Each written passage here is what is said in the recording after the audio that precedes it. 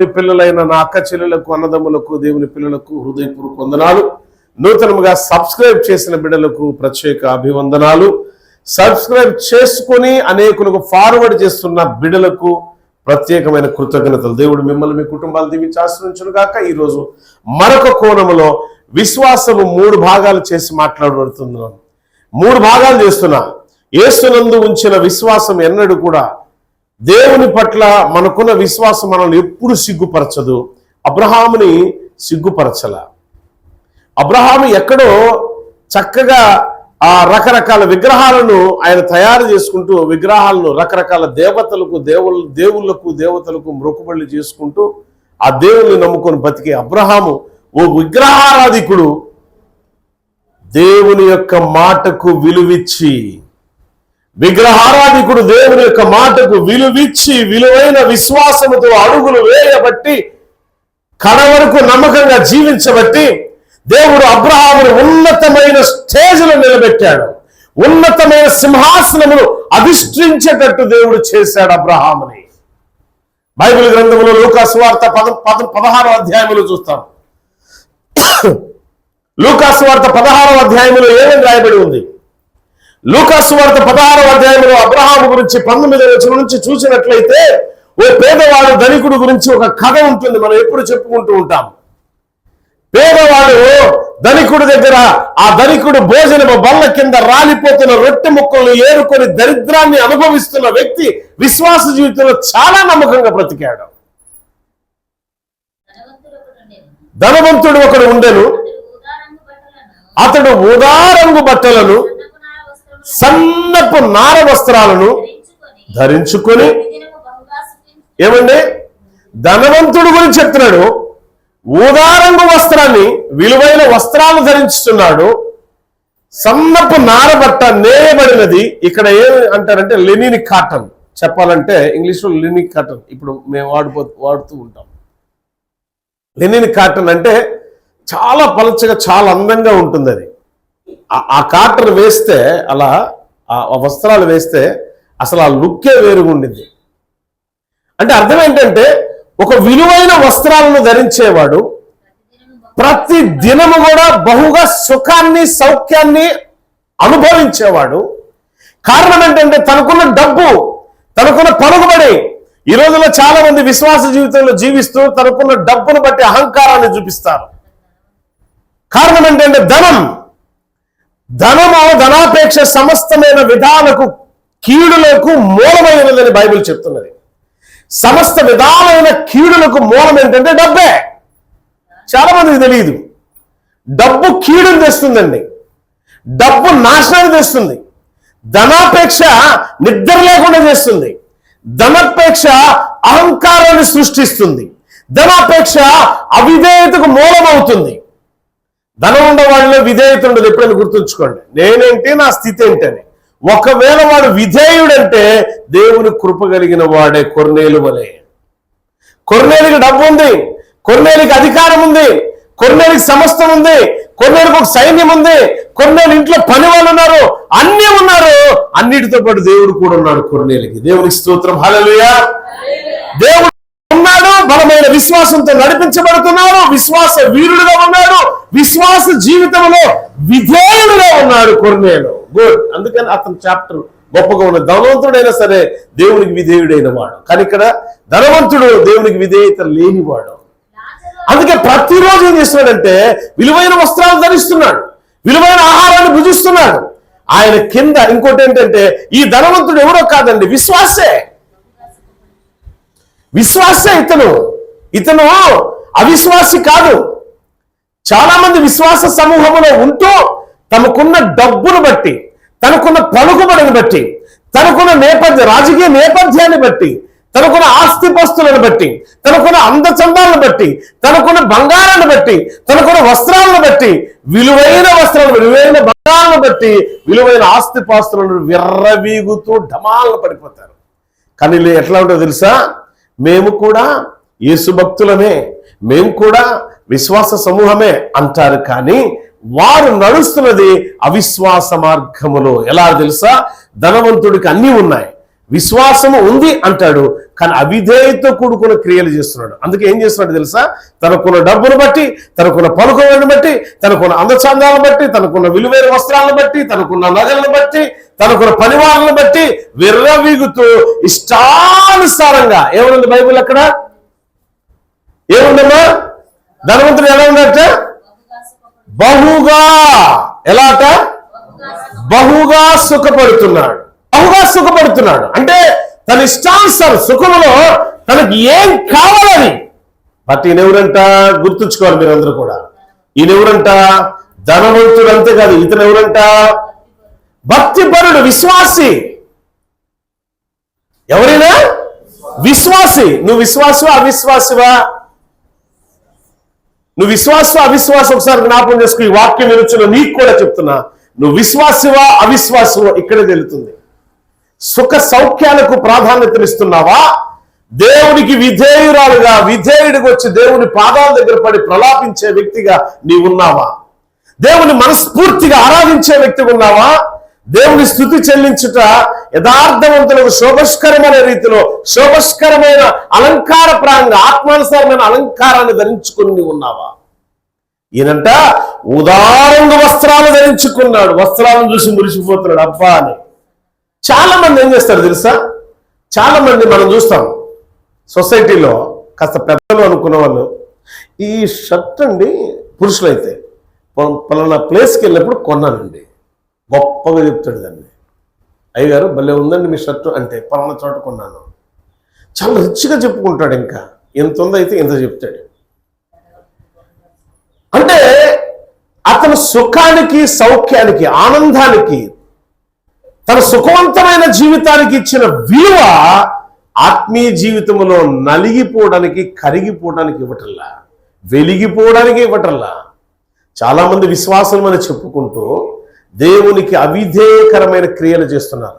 ఇక్కడ గొప్ప విషయం ఏంటంటే, ఈయన తిన్న బల్ల దగ్గర, అంటే భోజన బల్ల దగ్గర పడిపోయిన రొట్టె ముక్కలు ఉంటే చూసారా, వాటిని ఏరుకొని బతికేవాడు దరిద్రుడైన లాజరు.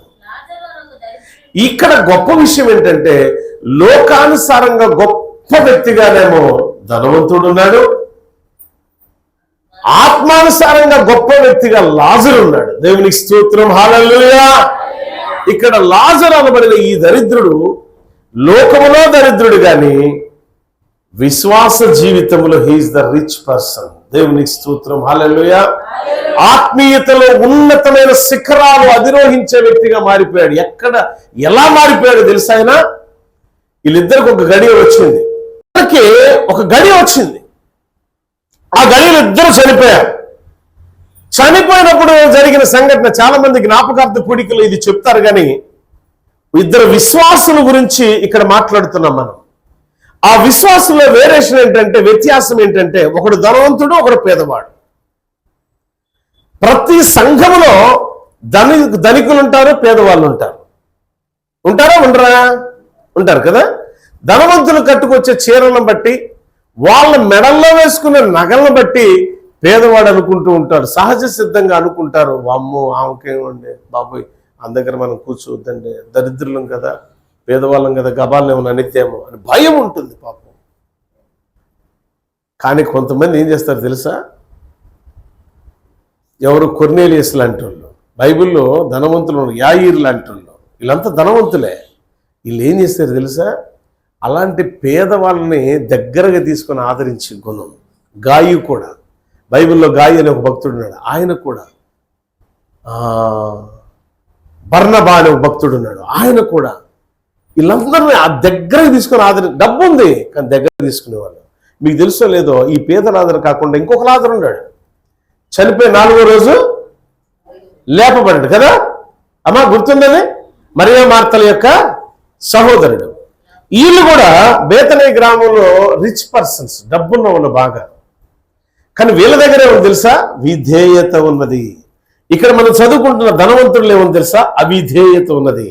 విధేయత ఎక్కడికి తీసుకెళ్ళిద్దంటే, దేవుని యొక్క ఆ ఆశీర్వాదకరమైన పుస్తకములో ఏం రాయబడి, జీవ గ్రంథంలో ఏం రాయబడి ఉంటుందంటే, విధేయులకి ఉన్నతమైన శిఖరాన్ని అధిరోహించే ఘనత ఉంటుంది. అవిధేయులకి ఏముండిద్దంటే పాతాళానికి పోయే భ్రష్టత్వం ఉండింది. సో విధేయతకి అవిధేయతకి, విశ్వాసానికి అవిశ్వాసానికి ఉన్న వ్యత్యాసాన్ని మనం నేర్చుకుంటాం. ఇప్పుడు నువ్వు విశ్వాసగా ఉన్నావా, అవిశ్వాసగా ఉన్నావా, నువ్వు ఎలా ఉన్నావు, నువ్వు ఏం చేస్తున్నావు? విశ్వాస జీవితంలో జీవిస్తున్నా అని చెప్తూ క్రియలలో వచ్చేసి అవిశ్వాసముతో కూడుకున్న క్రియలు కనపడుతున్నాయి ఈ ధనవంతులు. అందుకని ఇక్కడ రాయబడిన మాట, నేను ఈరోజు మీకు చెప్పబోతున్న పాఠం ఏంటి తెలుసా? అబ్రహాముకి ఏ ఘనత దేవుడిచ్చాడు అని చెప్పబోతున్నా. విశ్వాసులకు మూల పురుషుడైన అబ్రహాముకి ఏ ఘనత ఇవ్వబోతున్నాడు అని ఇచ్చాడు అనేది చెప్పబోతున్నా. మనకేమి ఇవ్వబోతున్నాడో కూడా చెప్పబోతున్నా. దీంట్లో అబ్రహాముకి ఎంత గొప్ప స్థితిని ఇచ్చాడు, ఈ అంశం మనం మాట్లాడుకుంటుంది. జ్ఞాపకం చేసుకోండి, అంశాన్ని మర్చిపోవద్దు. విశ్వాసం ఎంత ఘనమైన స్థితిలో మనం నిలబెడుతుంది. ఈ విశ్వాసము అనేది ఎంత బలంగా మనలో ఉండాలి, ఎంత బలంగా ఉంటే ఎంత బలమైన స్థితిలో మనం ఉంటాం ఆత్మీయ జీవితంలో, ఎంత బలంగా ఉంటే దేవుడు ఎంత బలమైన పొజిషన్ మనకిస్తాడు, అది నేర్చుకోబోతున్నాం. ఈ నేర్చుకునే క్రమంలో ఇద్దరు వ్యక్తుల గురించి మాట్లాడుకుంటున్నాం. ఒకడేమో దరిద్రుడు, ఆయన విశ్వాసే. ఒకడేమో ధనవంతుడు, ఆయన విశ్వాసే. ధనవంతుడికి ఏముందనంటే తను కట్టుకున్న బట్టలను బట్టి, వేసుకున్న వస్త్రాలను బట్టి, వేసుకున్న బట్టలను బట్టి, ఆయనకున్న పలుకుబడిని బట్టి, ఆయనకున్న సంపదను, సిరి సంపదలను బట్టి, ఆయనకున్న ప్రతి పొజిషన్ బట్టి ఆయనకి ఏమొస్తుందంటే విశ్వాసమును కోల్పోయి అవిశ్వాసములకు వచ్చాడు. ఆయనకున్న పొజిషన్ ఎట్ట తీసుకెళ్ళిందంటే అవిశ్వాసంలో ఆయన పడేసింది, అహంకారంతో నింపింది, అవిధేయతతో నింపింది. ప్రతి ఫలము ఆయనకి ఏమబోతుంది? బల్ల కింద రొట్టె ముక్కలు ఏరుకునే లాజర్ పొజిషను దేవుడు ఎలా ఏ స్టేజ్లో కూర్చోబెట్టాడు చూడండి ఆత్మీయ జీవితంలో. అంటే దరిద్రాన్ని అనుభవిస్తున్నా, శ్రమలు అనుభవిస్తున్నా, కష్టాలు, కన్నీళ్లు, ఎన్ని రకాల ఇబ్బందికరమైన కొలిమిలో మనం మండిపోతున్నా వీళ్ళు చెక్కు చెదరని విశ్వాసంతో ఉన్నారు. దేవునికి స్తోత్రం, హల్లెలూయా. ఇక్కడ రాయబడిన మాట మనం నేర్చుకుందాం. ఒకసారి మరలా చదవండి. ఇద్దరు పేదలాదరు కొంతకాలం తర్వాత చనిపోయాడు.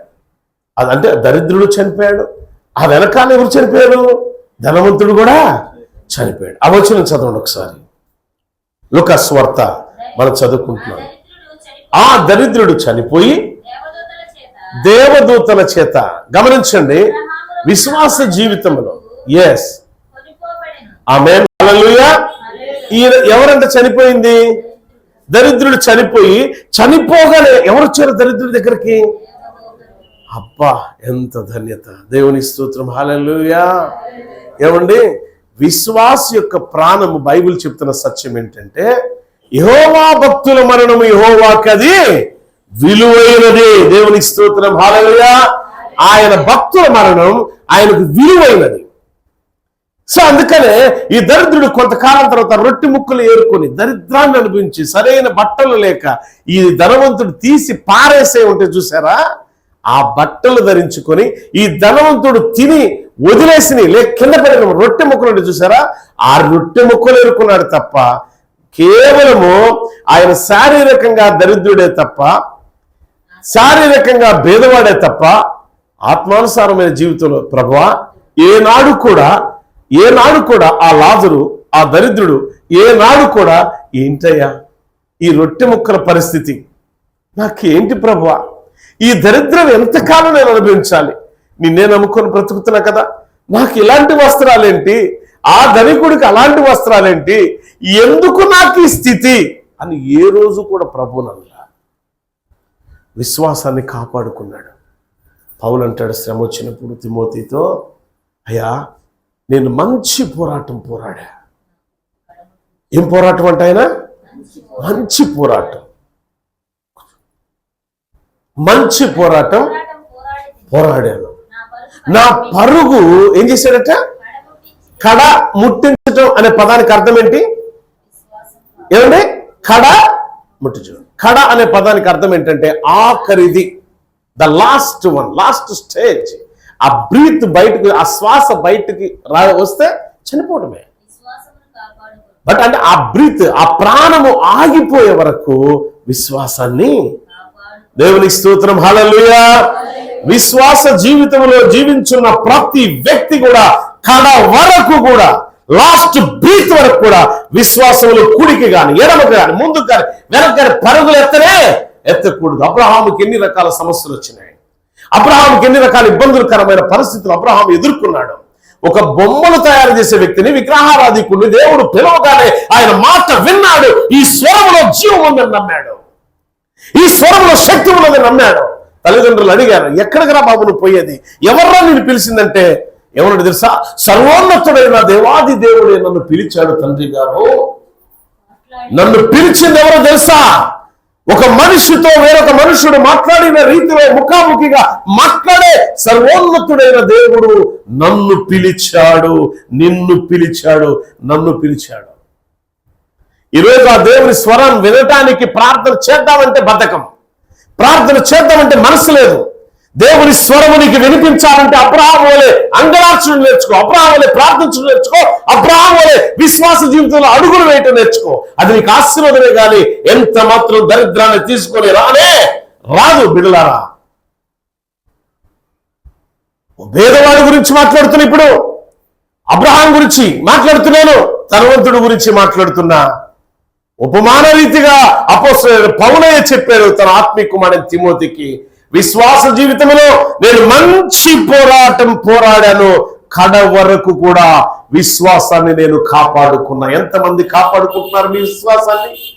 ఈరోజు విశ్వాసాన్ని కాపాడుకునే విశ్వాస సమూహం అనబడిన ఈ సంఘములో ఎంతమంది విశ్వాసముతో ఉన్నారు? విశ్వాసముతో ఉంటే ఆ విశ్వాసం ఎన్నడూ ఎప్పుడు ఎక్కడ కూడా నిన్ను సిగ్గుపరచదు. నీ విశ్వాసం ఎప్పుడు సిగ్గుపరిచేది కానే కాదు. నీ విశ్వాసం ఎప్పుడు కూడా నిన్ను అవమానపరిచేది కానే కాదు. ఆ విశ్వాసం ఎంత ఘనమైన స్థితిలో తీసుకెళ్ళిందో తెలుసా? ఎంత ఘనమైన స్థితిలో అబ్రహాముని కూర్చోబెట్టిందో తెలుసా? విశ్వాసం విగ్రహారాధన చేసుకునే అబ్రహాముని ఉన్నతమైన స్థితిలో దేవుడు కూర్చోబెట్టాడు. ఆ స్థితి ఊరికినే రాలి అబ్రహామయ్యకి. ఇప్పుడు అబ్రహాము దేవదూతలు చనిపోయిన దరిద్రుని పట్టుకొని ఎక్కడికి తీసుకెళ్లారు? బైబిల్ చెప్తుంది, లూకాసు వార్త 16వ అధ్యాయంలో మనం చదువుకున్నాం కదా. ఆ దరిద్రుడు చనిపోయిన తర్వాత దేవదూతలు అతను పట్టుకొని ఎక్కడికి తీసుకెళ్లారట? ఏమా అందరు చెప్పండి, ఎక్కడికి తీసుకెళ్ళింది? దరిద్రుడు ఎక్కడికి వెళ్ళాడు? ఇప్పుడు అబ్రహాం ఎక్కడున్నాడు? ఇప్పుడు దేవదూతలు ఎక్కడుంటారు? దేవుని దగ్గర ఉంటారు దేవదూతలు. ఏమి దేవదూతలు తీసుకెళ్లి అబ్రహాం దగ్గర కూర్చోబెట్టకపోతే దేవుడి దగ్గర ఎందుకు కూర్చోబెట్టారు చెప్పండి ఫస్ట్ ఒకసారి. దేవదూతలు అబ్రహాము రొమ్మున ఆనుకునేటట్టు ఆ దరిద్రుడిని దేవదూతలు చేశారు అంటే, ఆ దరిద్రుడు ఇహలోకమైన ఆ దరిద్రాన్ని అనుభవించిన వ్యక్తి కష్టాల్లో, కన్నీళ్ళలో, ఇరుకుల్లో, ఇబ్బందుల్లో, వ్యాధిలో, బాధలో, ప్రతి సమస్యలో కూడా దేవుణ్ణి విడిచిపెట్టక కడ వరకు విశ్వాసాన్ని కాపాడుకున్నవాడు. ఆమేన్, హల్లెలూయా. నువ్వు కాపాడుకున్నావా? ఆన్లైన్ ప్రేయర్ ఉందంటే ఇంట్లో దుప్పటి ముసుకేసుకుని పడుకున్నావు కదా. దేవుడు చూడలేదు నీ విశ్వాసం ఎంత కెపాసిటీ, ఎంత బలమైందో దేవుడు చూడలేదు. అందుకే నీ ప్రార్థన దేవుడు వింటలేదేమో, నీ ప్రార్థనకై చెవి ఒక్కట్లేదేమో. దరిద్రాన్ని అనుభవిస్తున్నావు. ఇహలోకముగా నీకున్న డబ్బును బట్టి అది 10,000, 20,000, 25,000, 1,00,000, 2,00,000, 10 లక్షలు, 25 లక్షలు, ₹1,00,000, 10 కోట్లు తెలియదు కానీ, 100 కోట్లు తెలియదు కానీ, ఆ డబ్బును చూసి, ఆ బంగళాను చూసి, ఉన్న నగలను బట్టి అబ్బా అష్ట ఐశ్వర్యాలు, సుఖ సంతోషాలతో నేను గడుపుతున్నానే, ఇంతకన్నా సంతోషకరమైన జీవితం ఎక్కడైనా ఉందా అనుకుంటున్నావా? టుపుక్కున ఇప్పుడే ఈ క్షణమే ఈ గడప దాటగానే నీ ప్రాణం పోతే, ఈ వాక్యం వినగానే నీ ప్రాణం పోతే, ఆ ప్రాణమును తీసుకెళ్తానికి దేవదూతలు వస్తారా? ఒక్కసారి జ్ఞాపకం చేసుకో, పాతాళానికి నువ్వు నడిపించబడతావా? అబ్రహాము కుడి పార్శ్వమందు, కుడి భాగములో, అంటే అబ్రహాము గుండెను హత్తుకొని జీవించేంత గొప్పవాడుగా ఉన్నాడు ఒక దరిద్రుడు. నీ విశ్వాస జీవితంలో నువ్వు ఎలా ఉన్నావు? అన్ని ఉదయం లేచిన దగ్గర నుంచి అబద్ధాల పోరు. నీ నోరు తెరిస్తే కంపు. నీతి కోసం ప్రాణం ఇచ్చాడు, యథార్థంగా జీవించడానికి ఇష్టపడ్డాడు. దేవుడంటే భయం, భక్తి కలిగి ఉన్నాడు. దేవుని కను దృష్టి ఆ దరిద్రుడి మీద ఉంది, ధనవంతుడి మీద కాదు ఉంది. వెంటనే దేవదూతలకు ఆజ్ఞాపించాడు ప్రాణం పోగానే. ఆ దేవదూతలు బహుశా నేను అనుకుంటున్నా, బహుశా లేపగానే ఆ దరిద్రుని లేపి దేవదూతలు తీసుకెళ్తుంటే, అయ్యా మీరు నన్ను ఎక్కడికి తీసుకుపోతున్నారంటే, లాజరు నీ విశ్వాసాన్ని కడ వరకు కాపాడుకున్నావే, నీ విశ్వాసాన్ని ప్రతిఫలం ఏంటి తెలుసా? ఏ అబ్రహాము విశ్వాసులు తండ్రికి ఉన్నాడో, అబ్రహాము కుడి పార్శ్వమందు, కుడి అంటే ఘనత అని అర్థం. కుడి పార్శ్వమందు నిన్ను కూర్చోబెట్టడానికి ఎంత ప్రథమ స్టేజ్ ఇచ్చారండి ఆయనకి. ఆ దరిద్రాన్ని ఈ లోకంలో అనుభవించిన వ్యక్తికి ఎంత ఘనత ఇచ్చాడు చూసా. విశ్వాసాన్ని కాపాడుకుంటే అబ్రహాము కుడి పార్శ్వమందు కూర్చున్నాడట, రైట్ హ్యాండ్ పక్కనే కూర్చున్నాడు. దేవుని స్తోత్రం, హల్లెలూయా. అంటే ఇప్పుడు అబ్రహాం ఎక్కడున్నాడు? విశ్వాసాన్ని బట్టి అబ్రహాముని దగ్గరకు అబ్రహాము కుడి పార్శ్వమందు కూర్చోబెట్టడానికి దరిద్రుడిని ఎవరు తీసుకెళ్లారు? దేవదూతలు ఎక్కడున్నారు? అబ్రహాం ఎక్కడున్నాడు? అప్పుడు దేవుని సన్నిధిలో అబ్రహాం ఘనత ఏంటి? దేవుని సన్నిధిలో అబ్రహాం యొక్క ఘనత ఏంటి తెలుసా? ప్రతి విశ్వాసి ఫస్ట్ ఆఫ్ ఆల్ అబ్రహాం దగ్గర హాజరేపించుకోవాల్సిందే. ప్రతి విశ్వాసి తమ విశ్వాస జీవితంలో జీవించిన జీవిత కాలంలో ఎవరైనా సరే, అపోస్తలుడైన పౌలైనా సరే, తిమోతి అయినా సరే, ఎవరైనా సరే, అది ఎపఫ్రా అయినా సరే, కొలసీ సంఘానికి కట్టినవాడు,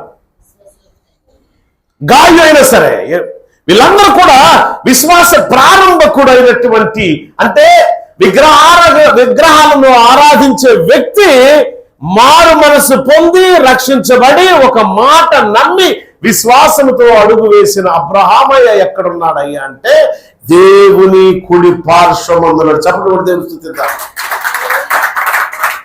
అబ్రహాము విశ్వాసం ఎక్కడ కూర్చోబెట్టింది? అబ్రహాముని దేవుని సన్నిధిలో ఘనత వహించే కుడి పార్శ్వమందు కూర్చోబెట్టింది.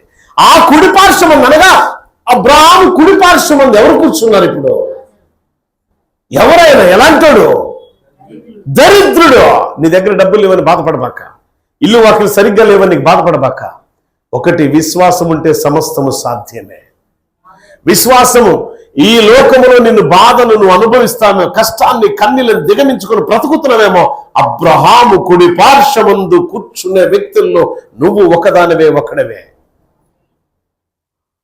పౌలయ్య చెప్పిన ప్రకారం, నా ప్రియ కుమారుడా తిమోతి, ఇదిగో మంచి పోరాటం నా జీవిత కాలంలో పోరాడాను.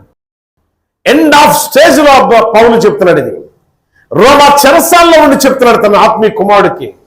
ఇన్ని బాధలు, ఇన్ని బంధకాలు, ఇన్ని ఇబ్బందికరమైన పరిస్థితుల్లో నేను నలిగిపోయాను, కరిగిపోయా, ఇప్పుడు వెలిగిపోవడానికి సిద్ధంగా ఉన్నా. అదేంటి తెలుసా?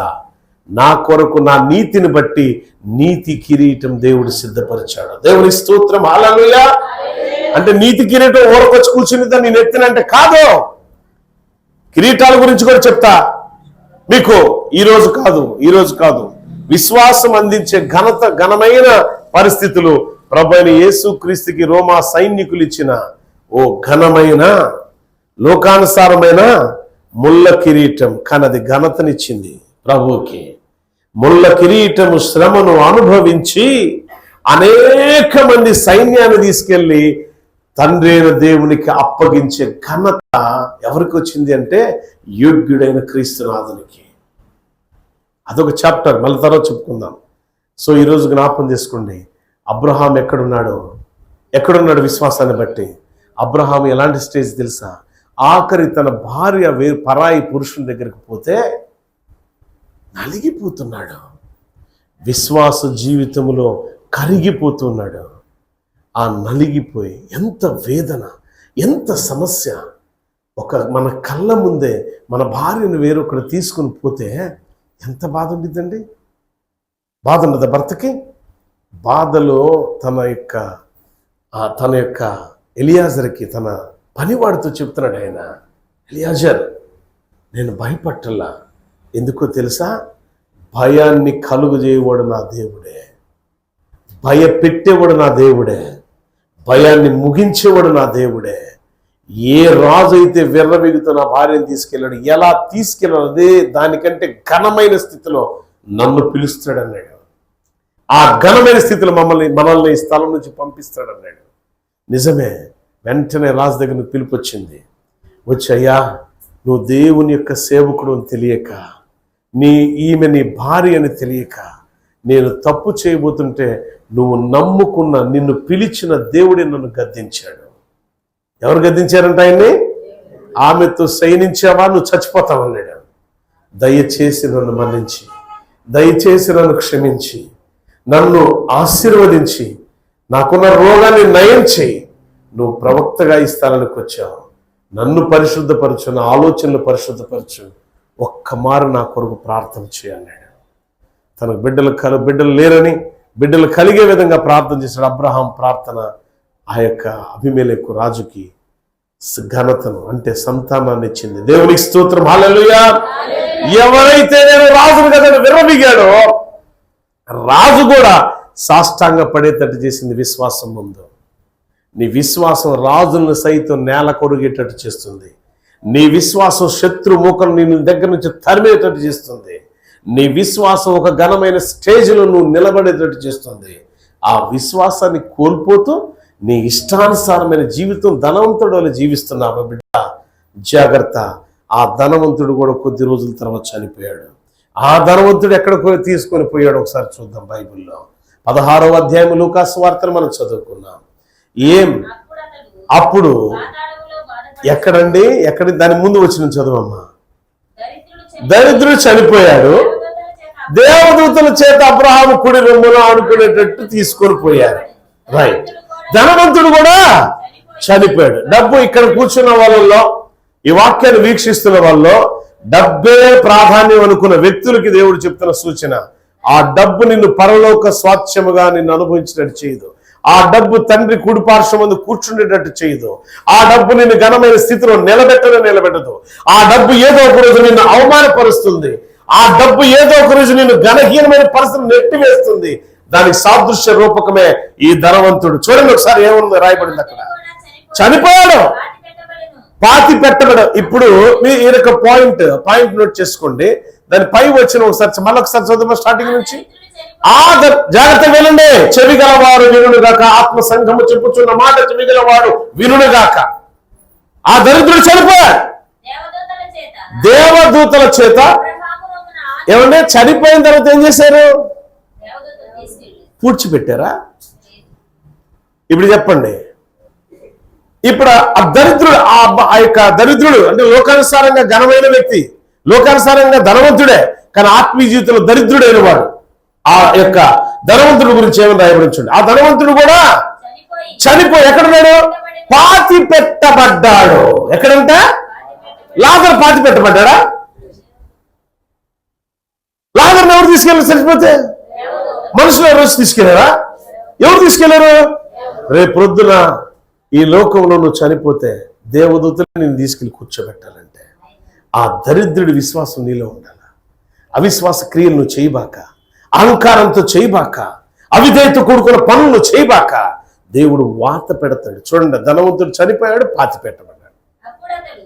పెట్టబడి తర్వాత అప్పుడు అతడు ఎక్కడికి వెళ్ళిపోయాడంటే పాతి పెట్టబడేవాడు పాతాళముకు వెళ్ళిపోయాడు. పాతాళములో బాధను అనుభవిస్తూ ఆయన కళ్ళెత్తిరా చూస్తున్నాడు. పాతాళంలో నుంచి పరలోకం వైపు చూస్తున్నాడట. అబ్రహామును ఎవరిని చూస్తున్నాడు? ఆయన ఏమా ధనవంతుడు ఎవరిని చూస్తున్నాడు ఇప్పుడు? అబ్రహాం పక్కనే ఆయన కుడి పార్శ్వమందు ఆయన రొమ్మును ఆనుకొని ఉన్న ఇంకొక వ్యక్తి కనబడుతున్నాడు ఈ దరిద్రుడికి. అంటే ఈ ధనవంతుడికి, ఆత్మానుసారంగా దరిద్రుడికి ఎవరు కనపడుతున్నారంటే వాడు ఎవరైతే దరిద్రుడు అనుకున్నాడో ఆయన ధనవంతుడుగా కనపడుతున్నాడు పరలోకంలో. అబ్రహాము రొమ్మును ఆనుకొని కనబడుతున్నాడు. అదిగో ఇతను ఎక్కడో చూసినట్టుంది. మన లాజరే, నేను తిన్న రొట్టెలు మిగిలిపోతే తినేవాడు, నా యొక్క బల్ల కింద రొట్టె ముక్కలు పడితే ఏరుకొని తిన్నవాడు వాడు అక్కడ ఉంటాడేంటి? దరిద్రుడు కాదు, నేను ధనవంతుడు కదా, నేను ఇక్కడ దరిద్రుడు అనుభవించాల్సిన నరకాన్ని నేను అనుభవించడం ఏంటి? అప్పుడు పిలుస్తున్నాడు, ఓ తండ్రి అబ్రహామా, నా ఎందుకు కనికరపడి. ఏమని అడుగుతున్నాడు తెలుసా? నా ఎందుకు కనికరపడి అదుగో నా రొట్టె ముక్కలు తిన్న ఆ లాజరు ఉన్నాడు కదా, ఆ లాజరుని ఒక్క డ్రాపు ఏలు ముంచి. ఏం ముంచాలంట? అసలు అతను లోకంలో బతుకున్నప్పుడు ఆయన ఏలు ముంచి నీళ్ళు అలా పోస్తే ఊరుకునేవాడా? కానీ ఇప్పుడే ఉండేది తెలుసా? ఆయన చేత్తోనన్నా ఒక గుక్కి నీళ్లు పోయి కనీసం ఏలుతోనన్నా ఒక డ్రాప్ రానట్టు పడేటట్టు చేయి ప్రభు. నా తండ్రి ఎవరు అంటున్నారు? తండ్రి లేని అబ్రహామా ఎవరు అంటున్నారు? ఇది ధనవంతుడు. కానీ ఆయన ఎవరు లోకంలో ఉన్నప్పుడు? ధనవంతుడే, కానీ ఎవరు? అసలు విషయాన్ని మీరు మర్చిపోయారు. ఆయన ఎవరు? విశ్వాసి. గుర్తుంచుకోండి మీరు ఇది. ఎవరిది? ఈ ధనవంతుడు ఎవరట? విశ్వాసే. అందుకే అంటున్నాడు, తండ్రి అయిన అబ్రామా నా యందు కనికరపడి. అయ్యా, నేను దరిద్రుడని ఎవరైతే అనుకున్నానో, నా రొట్టె ముక్కలు తిన్నవాడే కదయ్యా, ఎన్ననుకున్నా కొద్దిగా వేలి కొన నీళ్ళ ముంచి నా నాలుగు చల్లార్చయ్యా, మండిపోతుంది ఇక్కడ, నేను తట్టుకోలేకపోతున్నాను. ఓ తండ్రి అబ్రామా, నాకు ఈ కార్యం చేయ్యా. అప్పుడు అబ్రామా అంటున్నాడు, తర్వాత అందుకు అబ్రామ్, ఓ నా కుమారుడా. అబ్రహాం ఏమని పిలిచాడు? అబ్రహాం ఏమని పిలిచాడు? ధనవంతుడిని. మరోసారి చెప్పాలి, ఏమని పిలిచాడు అంటే ఈయన ఎవరు కుమారుడు? అబ్రహాం కుమారుడు అంటే విశ్వాసులకు ఈయన కూడా విశ్వాసే కదా. ఓ నా కుమారుడా, నీ చెప్తూ నీ బతుకేందో చెప్తా వినరబ్బాయి అన్నాడు. ఏం చెప్తున్నాడు? నీ జీవిత కాలం అంతా కూడా నీకు ఇష్టమైనట్టు ఏమనుభవించాడట? ఈరోజు ప్రార్థన మానేసి విశ్వాసి తగిన చర్యలు ఇక్కడ చేయకుండా, పరిచర్య చేయకుండా మీ ఇష్టానుసారమైన సుఖాన్ని కోరుకునే వాళ్ళ పరిస్థితి ఎలా ఉండేదో జ్ఞాపకం చేసుకోండి. అబద్ధాలు ఆడొద్దు. విశ్వాసాలను చెప్పుకుంటూ అవిశ్వాసమైన క్రియలు మీరు చేయొద్దు. విశ్వాసమని చెప్పుకుంటూ ఈ పరిశుద్ధ గ్రంథాన్ని చేత పట్టుకొని 10 మంది చూసేటట్టు ఇలా పెట్టుకొని ఇలా చూడాల. పరిశుద్ధ గ్రంథం అని రాయబడేటట్టు ఆ రాయబడిన మాటలు అందరూ చూడాలి. అమ్మో, ఈమె పరమ భక్తురాలే, ఇతను పరమ భక్తుడే అనే రీతిలో యాక్షన్ చేస్తూ ఉంటారు, నటిస్తూ ఉంటారు. వేషధారణ కలిగిన భక్తిలో ఉన్న వారికి హెచ్చరిక ఇది. నువ్వు 10 మంది చూడాలని ఆర్భాటంగా ప్రార్థన చేయబాక, 10 మంది చూడాలని ఆర్భాటంగా పాటలు పాడబాక. కొంతమంది ఉంటారు, రోడ్డును పోతూ కోయిల గానము రాగన్నట్టుగా పాటలు పాడుతూనే ఉంటారు, దైవికమైన పాటలు. కొంతమంది వింటారు నా స్వరం అని. పాటలు పాడినంత మాత్రాన వారు అబ్రహాము కుడి పార్శ్వమందు కూర్చోలే. మరి దేని వల్ల? వాని వాని క్రియల వలనే అది సాధ్యం. కానీ ఆ క్రియలు ఎలా ఉండాలి తెలుసా? విశ్వాసంతో కూడుకున్నదై ఉండాలా. ఎలాంటి విశ్వాసం తెలుసా? కడ వరకు విశ్వాసమును కాపాడుకునే విశ్వాసం అది. ఆ విశ్వాసాన్ని కాపాడుకున్నవాడేమో అబ్రహాం కుడి పార్శ్వమందు కూర్చున్నాడు. ఎవరు తీసుకెళ్లారు ఆయనంటే? కుడి పార్శ్వమందు కూర్చోబెడతానికి ఎవరు తీసుకెళ్లారు తెలుసా? సకల లాంఛనాలు, పరలోకపు లాంఛనాలతో ఆ దరిద్రుని తీసుకొని పోయారు దేవదూతలు. అబ్బా, ఎంత అదృష్టవంతుడండి. లోకములో దరిద్రుడే గాని రాజులు గాని రాజ మార్తాండని చెప్పి రాజుగారు వచ్చేటప్పుడు పూర్వకాలం ముందు రాజుల కాలంలో వాయిద్యకారులు, తంతి, సితార, వాయిద్యుతు, పాటలు పాడేవాళ్ళు, ఇంకా ఆ రాజుగారిని పొగిడే వాళ్ళు ఉంటారు. అలానే ఈ దేవదూతలు వచ్చి పేదవాడిని, దరిద్రుడిని తీసుకెళ్లి ఎక్కడ కూర్చోబెట్టారు? అబ్రహాము కుడి పార్శ్వమందు అలా కూర్చోబెట్టారు.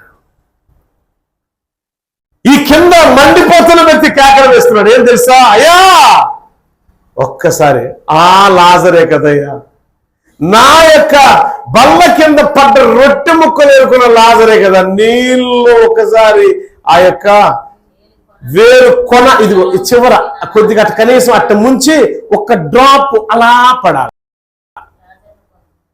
ఆదరణ పంపించయ్యా, ప్లీజ్ అయ్యా తండ్రి అంటే, నా కుమారుడా, నీ జీవిత కాలం అంతా ఏం చేసావు అంటే, జీవిత కాలంలో కొంత భాగం వల్ల ఇక్కడ ఆడు బతుకంతా అంతే. ఇక్కడ కూర్చున్న వాళ్ళు కానీ వాక్యం వింటున్న వాళ్ళు బతుకంతా అంతే, బతుకు మారదు. సుఖాన్ని అనుభవించడానికి ఇష్టపడతారు. అలాగనే లాజరు అబ్బా ఏమనుభవించాడైనా? కష్టమును అనుభవించాడు. అమ్మ, కష్టమును నువ్వేం జ్ఞాపకం చేసుకుంటావు తెలుసా? నీ రొట్టె ముక్కలు ఏరుకున్న లాజరని కాదు, కష్టాలు పడ్డ లాజరని నువ్వు అర్థం చేసుకో.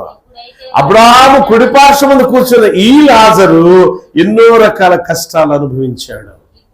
విశ్వాస జీవితంలో ఇన్ని రకాల కష్టాలు నాకేనా?